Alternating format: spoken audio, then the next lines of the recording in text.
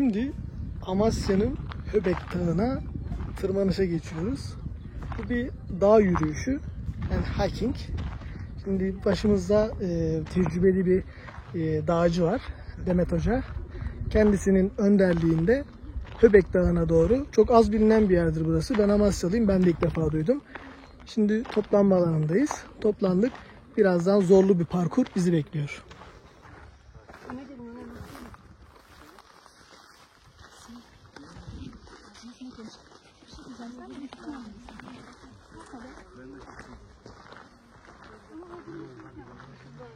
Yürümemizin nedeni bir liderimiz oluyor. Burada lider şu an benim. Artçımız Furkan, sen ol istersen. Lider ve artçıyı ayırmamızın sebebi şu: lider daha önce bu rotayı bilen ve yürüyüş hakkında da deneyimli kişi oluyor. Artçı da keza onunla aynı derecede bulunan kişi. Zaten az bir grubuz. Çok fazla böyle bir sırayı düzeni diye sıkıştırmayacağım. Normalde olması gereken şu: araçla geldiği için karşı taraflar yolun sağ tarafında tek sıra halinde yürümemiz gerekiyor. Bu sadece güvenlik açısından değil, bulunduğumuz ortam bir doğal alan. Biz bu doğal alana mümkün olduğu kadar az zarar vermek amacıyla bu tek sıra yürüyüşünü gerçekleştiriyoruz. Bu zeminde bir sorun işgal etmiyor, ancak çimli bir yerde bulunduğumuzda oradaki bitki örtüsüne daha az zarar vermek için, işte hayvanlara daha az zarar vermek için tek sıra halinde yürümüş oluyoruz. Onun haricinde molalarda birer yudum suyunuzu içmeyi unutmayın. Çok fazla içmeyin. Çok fazla içip sizi şişirmesin. Hiç içmezseniz de dehidrasyon yaşarsınız. Zaten hava çok sıcak. Böyle bir durum yaşanmasını istemiyoruz. Çünkü ciddi bir noktaya ulaşabiliyor. Terlediğinizi hissettiğiniz anda söyleyin. Biraz duralım, mola verelim. Çok böyle terleyip o ter tekrar soğumasın. Hatta yanınızda yedek tişört varsa yukarıdaki molada değiştirebilirsiniz. Zirveye çıktığımız yerde. Soru sormak isteyen varsa sorabilir. Yorulduğunda yorulan öne gelebilir. Ona göre tempomuzu ayarlarız. Umarım hepimiz için keyifli olur. Soru sormak isteyen varsa. Teşekkürler. Okey. Tamam. Başlayalım isterseniz.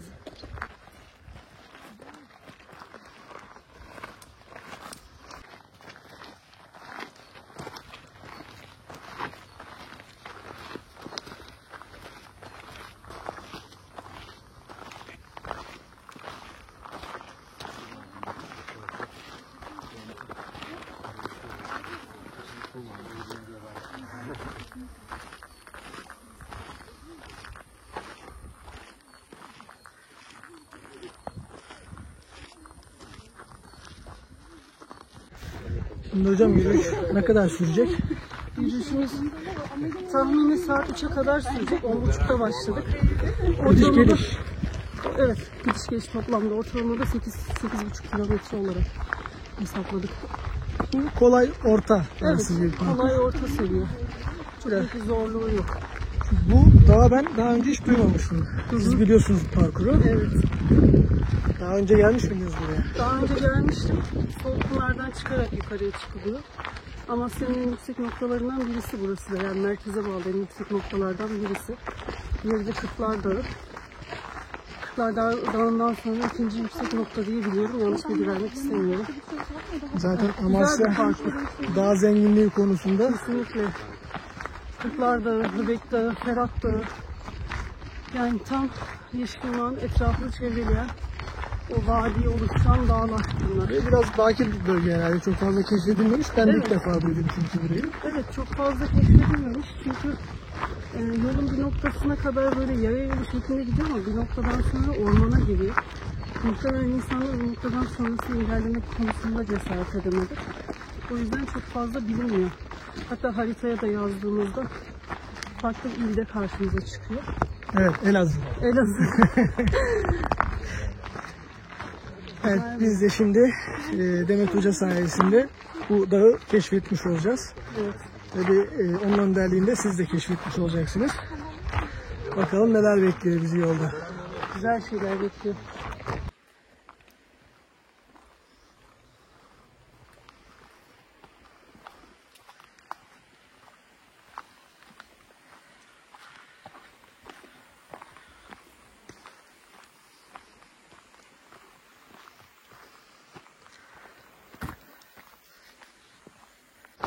Bir de yürüyüş esnasında Mümkün olduğu kadar elimizde hiçbir şey tutmamamız gerekiyor. Burada dediğim gibi yine ani bir düşüş olur. Bir yerden tutunmak gerekiyor refleksle. Elinizde bir şey olursa bunu gerçekleştiremezsiniz.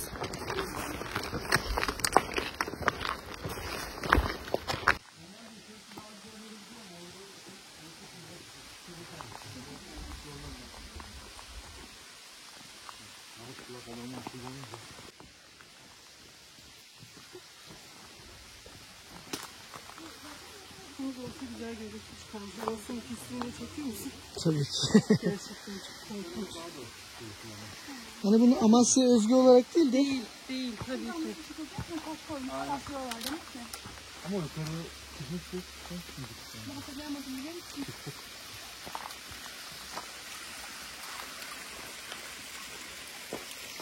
Hasan şey falan oradaydı işte. Tekersiz.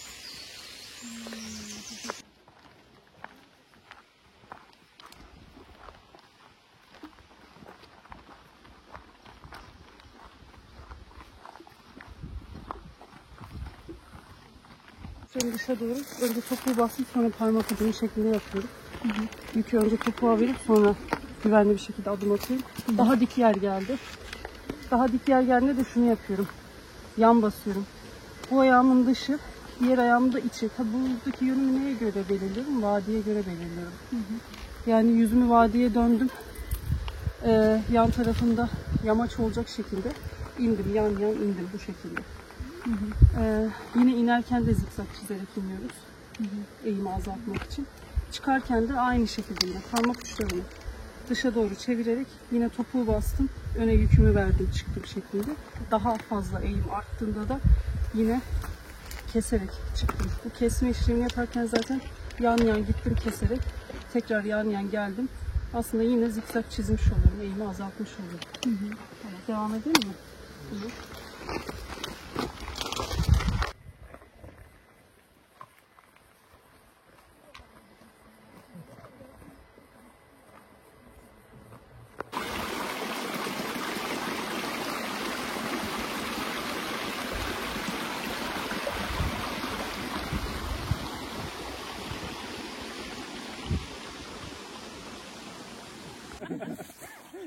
Haber veriyorum bakın.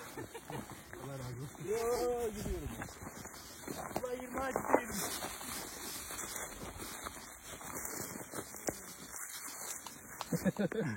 Sert mi geldi bana? Bana da yeni kızam yine düşmedi zaten. Bekliyor ya.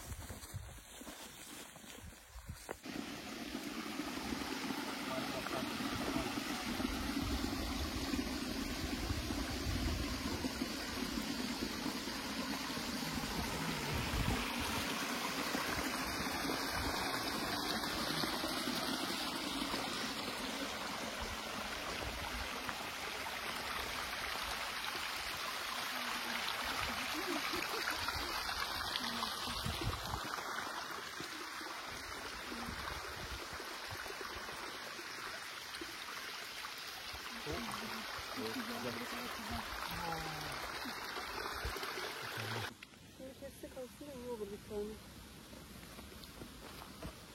Çıkıyor gibi zaten. yani şimdi Demet Hoca'dan doğada Doğada hayatta tekniği. kalma teknikleri. Şöyle bir dikenli yabani bir ot. Ama bu yenilebiliyormuş. Evet. Umarım bunu yemek zorunda kalacak şartları düşünmezsiniz ama yiyeceğim şu an. Böyle damla sakızı gibi bir tadı var. Bir koku geldi ama Hı hı. ondan mı geldi acaba? Hı hı. Değil mi? Damla Çam sakızı, kokusu gibi, çam gibi damla evet. sakızı gibi. Değişik bir kokusu var ama biraz kuraklıktan kaynaklı bu kurumuş tabii. Bunun burası daha sulu, ıslak oluyor. Yenilebiliyor ya da böyle çiğneyebilirsiniz Eringium sadece. campestre, tarla kengeri, yabani kenger.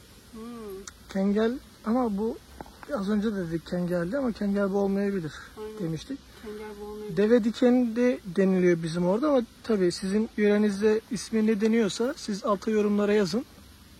Evet, biz de öğrenmiş olalım. Biz de öğrenmiş olalım. Farklı isimler çıkıyor. Evet, bir 5-10 dakika sonra tekrar Demet Hoca'yı çekeceğim. Hala hayattaysa siz de yiyebilirsiniz bunu. Bakmak isterseniz bakın siz de. Yani bıçakla kesip kökten. Böyle damla sakızı gibi. Ne güzel olur şu an. Ya canım.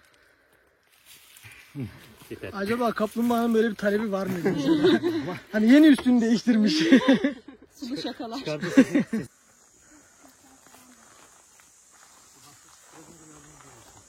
Öyle mi bu mu? Yazın geldiğinde mi? Dışarı sıcak olacak bugün demek ki yani.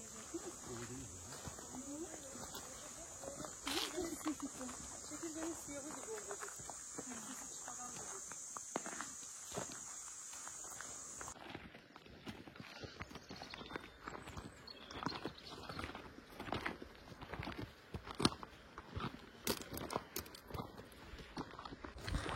Şimdi zirveye yaklaştık.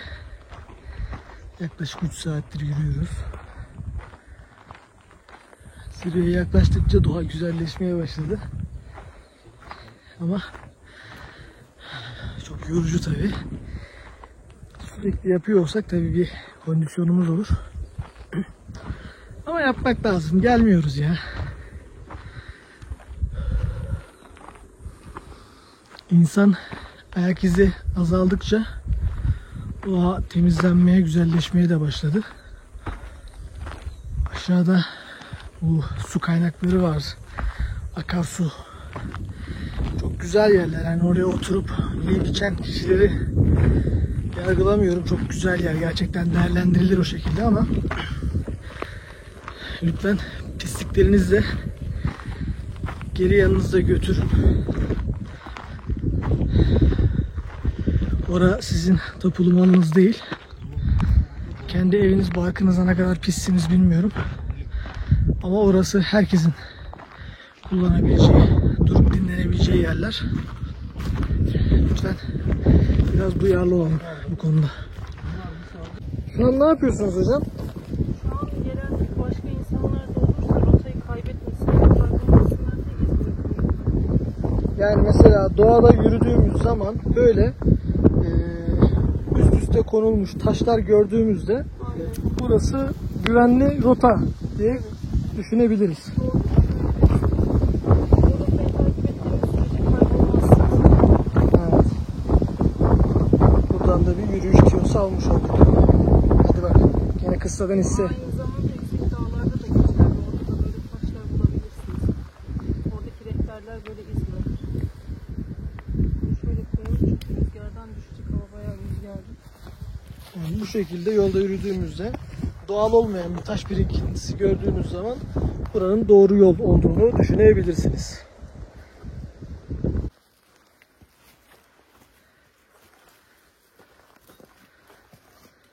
Oturdum kaldım.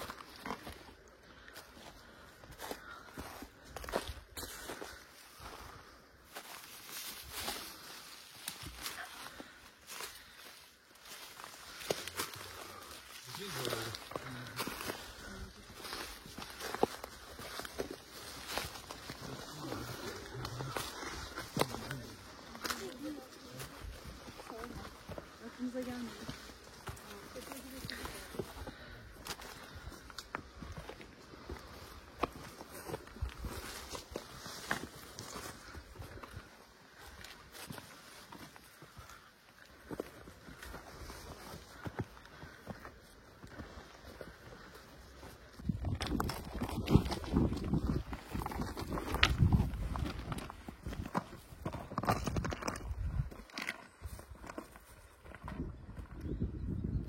Evet Demet Hocam, zirveye ulaştık. Verdiğiniz sözü tuttunuz, bizi zirveye çıkardınız. Her zaman verdiğim sözü tutarım. Maşallah. Maşallah hocam. İnşallah. İnşallah hocam. Evet, duygularınızı alalım ilk önce. Çok iyi hissediyorum çünkü çok keyifli bir ekipti. Az kişiydik ve o yüzden eğlenerek çıktık. Çok yorgunluğu da hissetmedim o yüzden. Böyle konuşarak, eğlenerek çıktığımız için.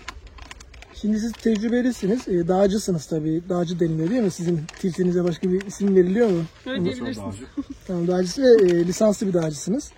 Hani bu tarz organizasyonları yapmak isteyenlerin öncelikle bir lisansa sahip olmaları gerekiyor.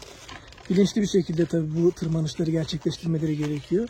Evet. Yani birçok yolda patika olmasına rağmen kayalıklardan da tırmandık. Hani tabii yol kaybetme gibi bir şey de var, tehlike de var. Kesinlikle. Bu tarz etkinliklere katılmadan önce muhakkak bilir kişinin başta durması ve kendisinin de bir lisans eğitim alması gerekiyor değil mi hocam? Tek gidecekse eğitim alması gerekiyor. Tek gitmeyecekse de yani lisanssız devam edecekse de en azından bir rehber eşliğinde gitmesi gerekiyor. Çünkü dediğiniz gibi bilen bir kişi bile olsa bazen yol kaybetme gibi bir risk yaşayabiliyoruz. O yüzden daha güvenli bu tarz olması. Siz sadece Amasya ve çevresinde mi yapıyorsunuz? Daha başka etkinliklerinizde oluyor mu? Bu videoyu izleyen arkadaşlar size Instagram adresinden mi ulaşsın, nereden ulaşsın, nereden bilgi alsın? Instagram adresinden ulaşabilirler. O zaman şuraya bir Instagram adresinizi biz koyalım. Tamamdır. Buradan Demet hocamıza ulaşabilirler. Amasya içinde yani Amasya'da yaptığım etkinlikleri Amasya ve çevre illerde yapıyorum. Bireysel olarak kendim kış dönemi kayak etkinlikleri yapıyorum aslında ama bunlar Amasya'nın dışında oluyorlar. Amasya'da çok uygun bir kayak merkezi olmadığı için. Etkinliklere katılmak isteyenler de Instagram adresinden takip edip oradan tercih ettiği etkinliğe katılabilir. Oradan zaten paylaşım yapıyorsunuz. Evet, paylaşımları yapıyorum, bilgilendirmeleri yapıyorum. Kayıtlar oradan alınıyor. Teşekkür ediyoruz bizi de bu etkinliğe davet ettiğiniz için, bizi de bu etkinliğe kattığınız için. Ben teşekkür ederim. Biz de çok mutluyuz bu zirveyi sizle birlikte paylaştığımız için. Şimdi arkadaşlarımıza da, yerel halkla da sohbet edelim. Siz nasılsınız? Mutlu musunuz? Memnun musunuz? Ekmeklerini yerel halk bizimle paylaştı. Evet, çok mutlular.